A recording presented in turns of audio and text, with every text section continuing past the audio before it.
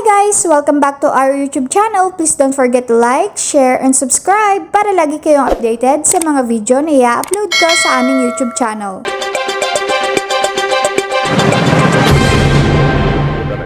Alright? Oh, kaya nga ka Joel, ang ina-advocate ko, pinapayuhan ko lahat ng mga ka-chat ko sa social media, sabi ko, mag-organisa kayo ng mga independent senior citizens organization at magsama-sama tayo at magtayo tayo ng sarili nating konfederasyon at tayo ilalaban.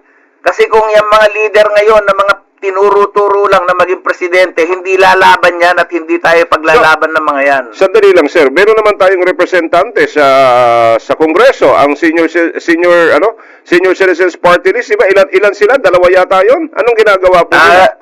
Sa ngayon, sir, meron dalawa. No? Pero in fairness naman kay Congresswoman Mila Magsaysay at saka kay Congressman Ordanes. Lagi ko po silang kausap at lagi kami nag-uusap sa Kongreso. Nagtutulungan po kami.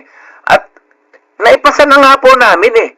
At marami din itong mga congressman ang sumusuporta. Ironically po, noong nandun ako sa Congress at nanonood ako, ang feedback, maski yung mga ibang nasa Appropriations Committee ay payag na. Okay. Pero alam mo, yun ang na-discover ko pala sa Kongreso, kung sino yung share, siya ang pinakamakapangyarihan at pwede niyang i-veto lahat. Mario Shep na yan. Ano ba yan? Ano ba nangyari? Diyos ko dahil. Si Kim Bo nandun.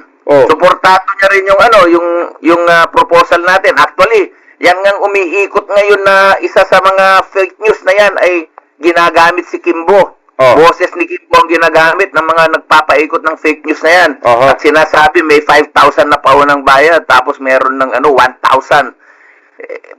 Si Kim Bo ay inaprobahan niya yan. At hindi ko maintindihan kung saan nang gagaling ang pagmamatigas nitong si Micaela Angela Swansing ng 1st District of Nueva Ecija. Chair ng Appropriations Committee. Dapat ito kalampagin natin. Di ba, ho, katuwang niyo ho kami sa pagkalampag ho dito at ang sa atin naman po ay yung naaayon lang at makakatulong talaga sa senior citizens. Ilang milyon na ho ang senior citizens natin. Maawa na ho kayo.